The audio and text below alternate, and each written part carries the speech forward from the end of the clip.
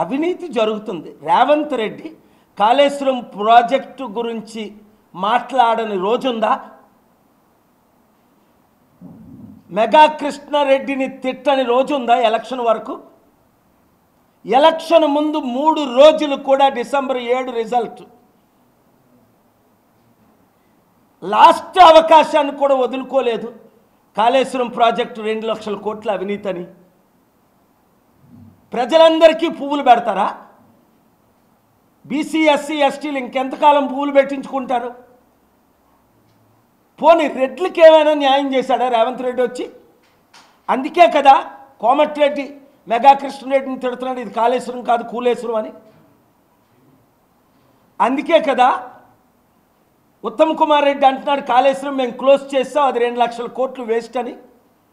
మరి రేవంత్ రెడ్డి ఉత్తమ్ కుమార్ రెడ్డిని కాదని, భట్టి విక్రమార్కని కాదని, కోమటిరెడ్డి వెంకటరెడ్డిని కాదని, కాంగ్రెస్లో 90 మంది, రేవంత్ రెడ్డి ఏం చేశాడు? గత సంవత్సరం దావోస్కి వెళ్ళాడు. అక్కడ మోదీ మిత్రుడైన అదానికి 25,000 కోట్లు ప్రాజెక్ట్ ఇచ్చాడు. ఎవరు ప్రశ్నిస్తారు? వీళ్ళందరూ దొంగలైతే ప్రశ్నించక తప్పదు, ఆపక తప్పదు. అతి త్వరలో కాళేశ్వరం ప్రాజెక్టు గురించి తెలంగాణ హైకోర్టులో ఏ విధంగా సిబిఐ ఎంక్వైరీ చేయమని ఆర్డర్ తీసుకురాని డైరెక్షన్ తీసుకొచ్చానో సిబిఐ ఎంక్వైరీ అవుతుంది. ఈ మాఫియాని, ఈ ల్యాండ్ మాఫియా, ఈ శాండ్ మాఫియా, ఈ బిజినెస్ మాఫియా, ఈ మెడికల్ మాఫియా, ఈ real estate mafia, who will hold them accountable, who will raise questions, and who will do justice for the people of Telangana and Andhra Pradesh?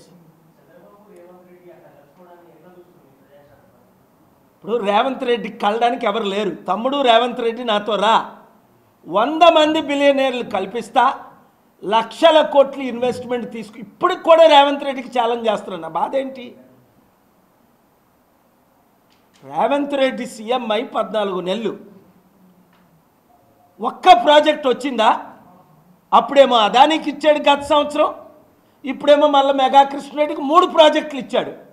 ఇది క్లియర్గా 100 కోట్లు రాబట్టే కదా. Mega Krishna Reddy ఏ ఛానల్కి ఎంత ఇస్తున్నాడు? TV9లో 30% ఉంది. బాయ్కట్ TV9 అని మేము మొత్తం తెలుగు 2 రాష్ట్రాలు తిరిగేస్తాం. మారకపోతే, మార్పు రాకపోతే వాళ్ళు ఏదో అనుకుంటున్నారు. నాతో పెట్టుకున్న వాళ్ళు 7 మసి అయిపోయారు. నా వార్తలు కాదు, ప్రజల వార్తలు కవర్ చేయాలి. ఇది ప్రజల డబ్బు, లక్షల కోట్లు. తెలంగాణ అప్పు 8 లక్షల కోట్లు. ఇప్పుడు రేవంత్ రెడ్డి చేసింది 1,30,000 కోట్లు. అప్పులు తెలుగు రాష్ట్రాలు అయిపోయాయి. ఇప్పుడున్న 7 పార్టీలు క్లియర్గా కనబడుతుంది. చిరంజీవి కాంగ్రెస్ విరుద్ధంగా పార్టీ పెట్టి కాంగ్రెస్కి అమ్ముడు పోయడా లేదా విలీనమై? మోదీని బీజేపీని తిట్టి పవన్ కళ్యాణ్ బీజేపీకి మోదీకి చంద్రబాబుకి అమ్ముడు పోయడా లేదా? ఇవాళ చంద్రబాబు పెట్టిన భిక్షే పవన్ కళ్యాణ్ ఉప ముఖ్యమంత్రి. లేకపోతే 2019లో ఎన్ని ఓట్లు వచ్చాయి పవన్ కళ్యాణ్కి? మాయావతి కాళ్ళ మీద పడితే ఎవడ నోట్లు వేశాడా? BSP, CPI, CPM, JD Lakshminarayana, Pawan Kalyan 5 పార్టీలు కలిసి పోటీ చేస్తే 6% ఓట్లు వచ్చాయి. ఇప్పుడాట నేనే సెంటర్లో నిలబెట్టాను, నేనే దేశానికి రాజుని అంటాడు పవన్ కళ్యాణ్. ఆయన మర్చిపోతున్నాడు ఆయన కోట్లే రాలేదని. నాకు కనీసం 5 లక్షల ఓట్లు వచ్చే విశాఖపట్నంలో ఎంపీగా పోటీ చేస్తే ఈవీఎంలు రిప్లేస్ చేశారు. ఆయనకు ఓట్లే పడలేదు, అందుకని ఈయన బీజేపీకి అమ్ముడుపోయాడు. అందరూ ఇలా ప్యాకేజ్ స్టార్ లాగా అమ్ముడుపోతే ఇంకా ప్రజాస్వామ్యంలో ఎవరున్నారు మిగిలి? మాట్లాడేవారు ఎవరు? ప్రశ్నించేవారు ఎవరు? న్యాయం చేసేవారు ఎవరు? తెలుగు రాష్ట్రాలను రక్షించేవారు ఎవరు? దేశాన్ని రక్షించేవారు ఎవరు?